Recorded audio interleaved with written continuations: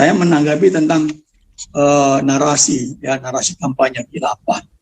Ini biar mereka dengar, hai kamu khilafah, kamu itu orang-orang yang terbelenggu oleh roh Babel, roh antikris.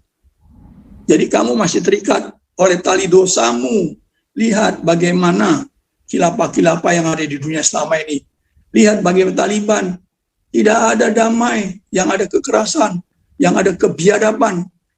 Jadi khilafah-khilafah itu sebenarnya menghancurkan kehidupan manusia, menghancurkan peradaban manusia. Jangan kau mencoba-coba di negara ini, engkau pasti dibasmi habis oleh negara. Saya pikir itu saja yang bisa saya sampaikan. Terima kasih, Tuhan Yesus memberkati. Haleluya, amin. Ya. Baik, salam Bapak Paul. Ya. Salam Jenderal Tobing. Oh, selamat malam Pak Tamudan. Saya terima kasih dulu pertama yang mengingatkan saya tadi air kelapa. Waduh, terima kasih. Ya, jadi air kelapanya nggak usah yang kelapa hijau karena kandungannya sama saja itu dengan kelapa biasa dan mudah dicari itu kelapa yang biasa itu Pak. Ya, Tobing. ada kok, sudah ada langganan saya. Dulu rutin kami minum itu. Aduh, belakangan ini ya itu gara-gara PPKM monyong ini. Nah, ya udahlah. Baik, lanjut. Baik, terima kasih.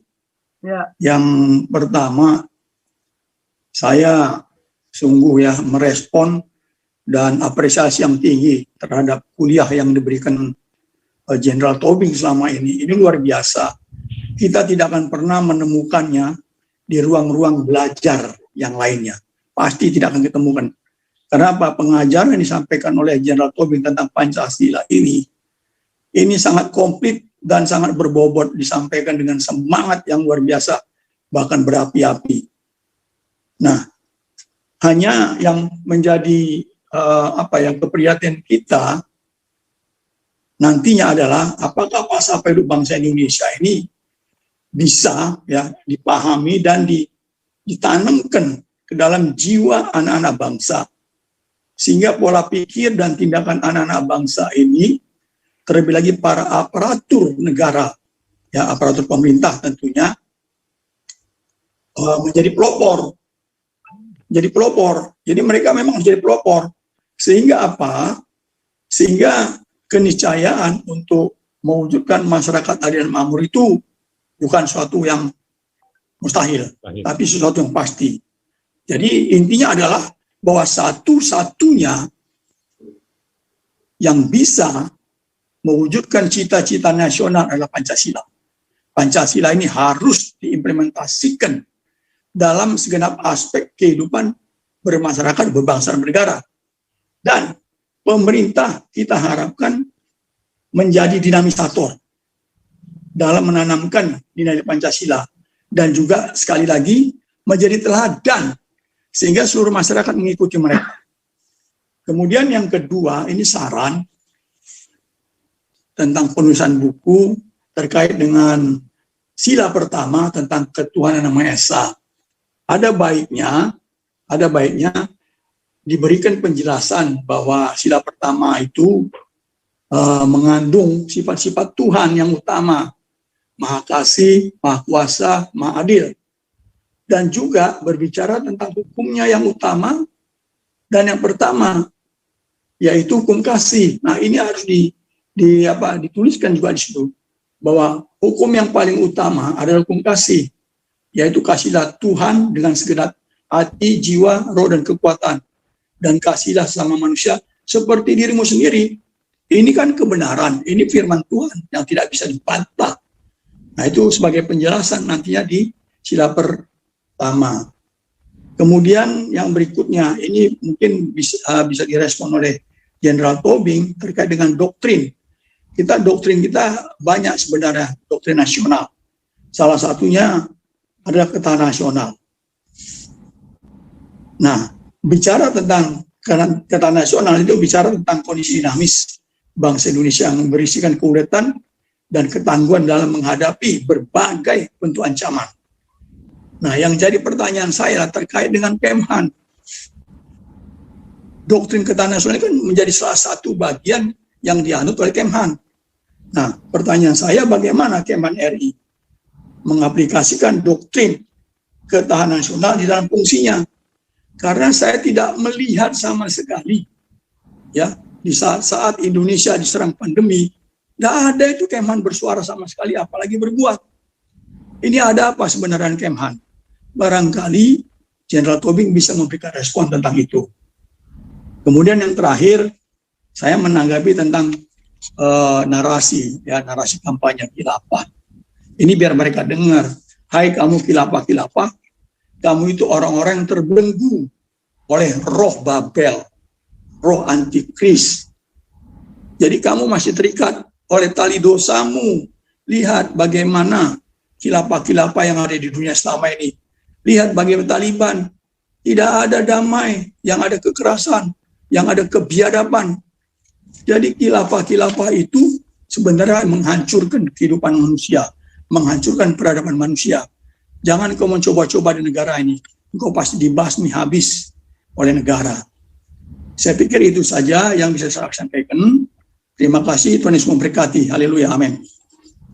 Ben, terima kasih saran masukannya. Oke lah, Pak Paul. Ya. Saya ingin mengelaborasi apa yang disampaikan oleh Pak Dio Tambunan. Ya, masalah ketahanan. Tapi saya jawab dulu masalah ketahanan nasional. Nggak paham apa itu ketahanan nasional. Nggak paham. Dan saya sudah pernah mengatakan juga waktu saya siswa Lemhanas. Ini doktrin ketahanan nasional asli milik Indonesia atau diambil dari negara lain, dari adopsi. Wah, saya di apa? Ditanya sama seniornya, kamu ngarang, Bing. Loh, saya bilang, kenapa saya bilang ketahanan nasional itu menjadi doktrin? Itu dimulai tahun 75, Pak. Tahun 75 baru kita ngomong masalah ketahanan nasional. Kalau buka bukunya Nasution, ya, yang lama-lama, tidak pernah kita bicara ketahanan nasional. Ketahanan nasional 75 diajarkan waktu itu ya, Pak, mohon maaf, saya di Akademi Militer, saya diajarkan tingkat 1 sampai tingkat 4 menerima pelajaran yang sama. Masalah ketahanan nasional, timnya datang dari mana? Dari Seskoat. Ya, digabung dengan dari tim Lemhanas. Datang mengajar. Dulu Lemhanas itu bukan lembaga ketahanan nasional. Dulu namanya Lembaga Pertahanan Nasional. Dirubah menjadi Lembaga Ketahanan Nasional. Tapi ketahanan nasional itu adalah doktrin yang kita adopsi. Dari mana? Dari Vietnam. Makanya ditandatangani oleh Gubernur Lemhanas. Sayang sudah almarhum beliau. Baru tahun ini kalau nggak almarhum. Saidiman itu yang menandatangani. Saya ada buktinya kok. Ditandatangan supaya doktrin ketahanan nasional ini diajarkan. Setelah Angkatan Darat yakin, ya, ketika Bung Karno, Pak Yani berangkat ke Vietnam, ya ketemu sama Ho Chi Minh, ya, dan waktu itu ada namanya seminar Angkatan Darat. Disitulah dimulai doktrin. Dulu namanya doktrin Angkatan Darat itu bukan Kartika Eka Paksi, Tri Ubaya Sakti. Ya, saya dalami semua. Tapi Pak Yani belum sempat apanya supaya doktrin ketahanan nasional ini yang punyanya Vietnam itu kita adopsi, kita robah karena ada kemiripan. Makanya doktrin ketahanan nasional itu dimulailah tahun 75 diajarkan. Letting 74 itu menerimanya di pendidikannya sudah di kecabangan. Tapi kami waktu itu saya juga jadi tanda tanya, kenapa dari tingkat 1 sama tingkat 4 menerima pelajaran yang sama minggu. Dulu namanya doktrin Nusantara dan ketahanan nasional. Kalau dokter Nus itu adalah apa? Doktrin Nusantara itu adalah wawasan Nusantara. Sekaligus itu. Wawasan Nusantara sama ketahanan nasional sekaligus. Nah, orang tidak paham. Jadi kalau mau bicara ketahanan nasional, ulet dan tangguh, ya contohnya Vietnam. Bayangkan mereka bisa menggali dari tempat gerilya dia sampai ke kota Saigon itu. Dan hidup di bawah tanah seperti tikus. Siang mereka mencari makan, malam dia bergerilya, nyangkol, nanam apa segala macam. Orang nggak tahu. Nah, itulah Ho Chi Minh. Makanya Ho Chi Minh bilang, dia bilang apa? The school of defense is the school of life. Jadi bagaimana kami mempertahankan Vietnam? Ya, seperti kami mengalami kehidupan kami. Itulah doktrinnya Vietnam. The school of defense is the school of life. Di situ Pak Yani menerima, Pak Bung Karno juga menerima petunjuk itu. Makanya Bung Karno menciptakan tahun 65 Lembaga Pertahanan Nasional. Makanya Bung Karno bilang apa? Pertahanan Indonesia akan maksimal jika berdasarkan geopolitik Indonesia. Itulah yang tertulis di Lemhanas sana. Tapi paham nggak geopolitik yang dimaksud Bung Karno itu? Paham nggak? Sampai sekarang juga nggak paham. Geopolitik kita itu ya Pancasila itu. Beragam-ragam budaya. Bayangin Belanda kalau menyerang ke Indonesia, dia kalau di militer itu ada nama, dia harus mempelajari apa? Antropologi. Nah, disitulah dia tidak sempat mempelajari antropologi bangsa Batak. Makanya kenapa perpustakaan kita dibawa, pusaka kita dibawa. Ini masih dalam proses apa ya? Kemarin turunan Raja Singamangaraja yang ke-11 datang ke rumah. Tolong dulu Jenderal Lee katanya. Jenderal punya banyak teman. Oke, kita usahakan. Dan saya sudah ngomong minta tolong sama Pak Yus. Pak Yus sudah mencari itu di mana barang itu. Dan dia sudah kirim ke saya WA gambar-gambarnya. Ini pusaka Batak. Tapi dia kemarin bilang, saya telepon, sekarang sudah ada di Stuttgart. Yang menjadi masalah bagi orang Batak, semua mengaku ahli warisnya. Itu persoalannya, sehingga dari sana nggak mau memberikan. Siapa ahli waris yang sah? Apa dasarnya? Karena kami bukan tidak ingin mengembalikan. Nah, sekarang pertanyaan juga, kenapa sudah ada di Stuttgart? Saya mengikuti terus itu. Karena inilah apa yang bisa kita berikan, legasi kepada apa? Ya bukan hanya kepada bangsa Batak ya, kepada bangsa Indonesia. Karena di situ ada pengobatan kanker. Pengobatan kanker dengan menggunakan apa? Rempah-rempah, jahe, andaliman, kunyit, sama temulawak, apa satu lagi saya nggak tahu. Itu dijadikan infus. Jadi di infus itu sekarang dipelajari Jerman. Makanya jangan heran kalau jahe sekarang banyak yang berapa ton aja diterima di sana. Itu makanya Pak Putih nanam jahe di mana-mana sekarang. Ya kan? Ah, udahlah. Karena dia tahu ceritanya, dia tanam jahe di Dolok Sanggul di mana-mana. Gila lu, saya bilang.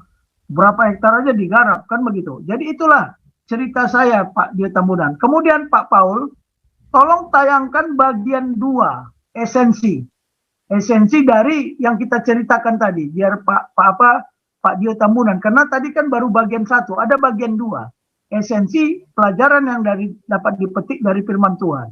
Mengapa Tuhan itu Maha Esa? Kenapa Tuhan itu Maha Kuasa dan Sang Pencipta? Kenapa Tuhan itu Maha Penyayang, Maha Pengasih dan Penyayang? Kemudian kenapa Tuhan itu Maha Bijaksana? Kenapa Tuhan itu Maha Adil? Sudah saya tulis juga Pak Dio, tapi nanti masukan itu akan saya kembangkan lagi. Terus naik lagi, bukan the who. Bagian kedua, esensinya. Nah, terus. Nah, stop dulu. Nah, ini. Nah, di sini kita akan menjelaskan berdasarkan penjelasan uraian ideologi, berdasarkan paradigma teologi ketuhanan sebelumnya, maka ada beberapa esensi intisari yang dapat dipetik bahwa Tuhan itu ada sebagai suatu kebenaran absolut yang memiliki kedaulatan absolut. Raja, presiden, menteri tidak punya kedaulatan absolut. Tidak punya kebenaran absolut. Yang ada adalah kebenaran relatif. Kebenaran temporer. Hari ini dia kelihatan benar, besok tidak benar. Hari ini kelihatan benar di depan umum, di rumah dia nggak benar. Ya kita cek aja, maka tidak bisa dibantah keberadaannya merupakan Tuhan yang Maha Esa, Tuhan yang Maha Kuasa, Sang Pencipta segala yang ada, Tuhan Maha Pengasih lagi Penyayang, Tuhan Maha Bijaksana, Tuhan Maha Adil. Nah, kita kupas satu-satu. Buka lagi Pak Paul. Ini memang tadi nggak saya sampaikan karena waktunya nggak ada. Nah, ini. Tuhan yang Maha Esa merupakan suatu kebenaran absolut yang diakui oleh semua umat manusia. Kalau umat manusia nggak yakin sama kebenaran absolut dan kedaulatan absolut, ya salah siapa? Ya tapi kan saya bilang ada turunan yang memakan buah yang jahat. kita ini sudah kawin-mawin. Di dalam darah saya ini pasti ada darah yang jahat, pasti ada darah yang baik. Tinggal kapan, mana yang lebih besar kan gitu. Nah, makhluk, benda lainnya, semua binatang aja mengakui kebenaran Tuhan yang absolut itu. Nah, kebenaran absolut ini melahirkan apa? Suatu keyakinan.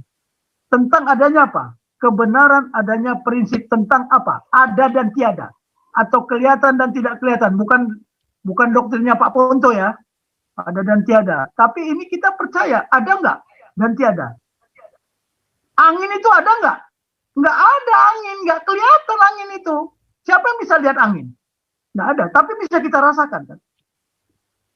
Nah, keyakinan akan kebenaran konsep ideologi, buah pemikiran Tuhan yang utuh, konkret, dan lengkap, serta diyakini kebenarannya, merupakan apa? Sumber keberadaan suatu sistem keyakinan. Belief system. Makanya Pancasila ini merupakan belief system apa tidak? Kalau dia tidak merupakan belief system, ya nggak bisa kita bilang suatu ideologi. Jadi sistem keyakinan berasal dari ideologi yang diterima sebagai suatu kebenaran mutlak. Ini Tuhan yang Maha Esa.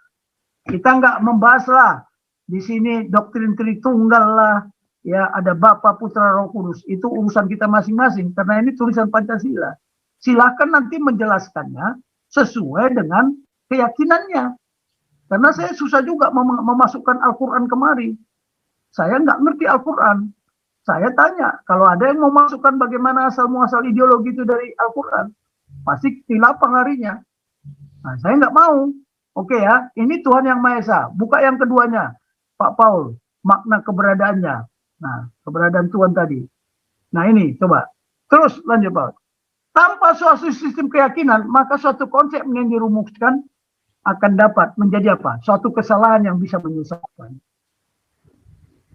Makanya, kalau kemarin bicara doktrin Hankam Rata, bicara sistem Hankam Rata, tapi sudah dirubah, sis Hankam Rata dirubah sis Hanta.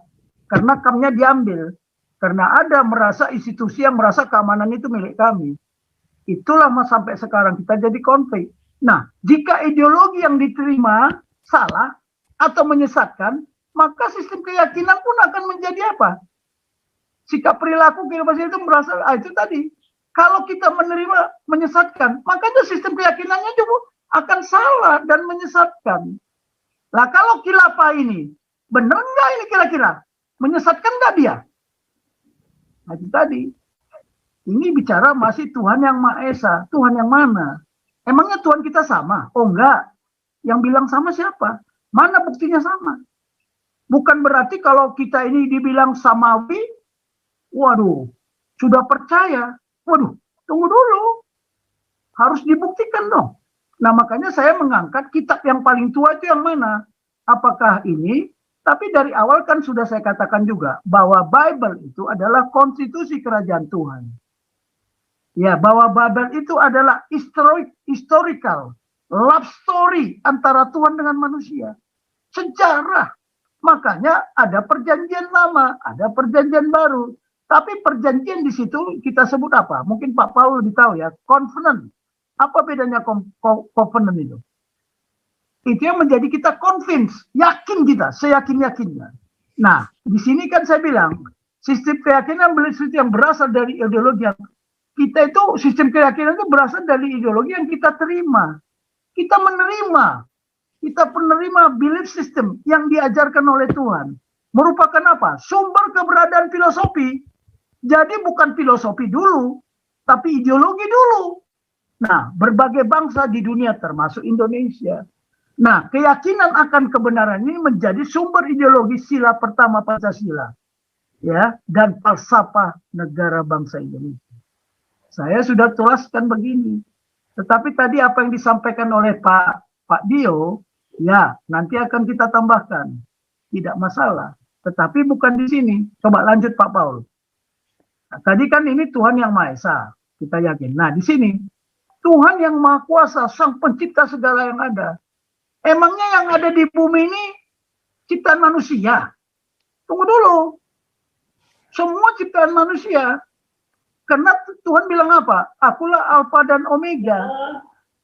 Nggak ada. Segala ciptaan yang ada dan tidak ada, serta yang akan ada, berawal dari segala ciptaannya.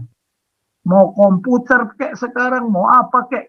Emangnya binatang bisa menciptakan komputer? Tapi kan Tuhan menciptakan manusia, diberikan talenta. Jadi semua yang ada itu sebenarnya ciptaan Dia. Makanya disebut Maha Kuasa. Kalau tadi Maha Esa. Ya, nah itu tadi. Ya, hasil dari ide original pemikiran Tuhan, kemudian ide tersebut diekspresikan, diwujud nyatakan melalui apa? Suatu tindakan nyata yang disebut logos. Tapi, oke, sebentar dulu Pak ya, ada tamu ini.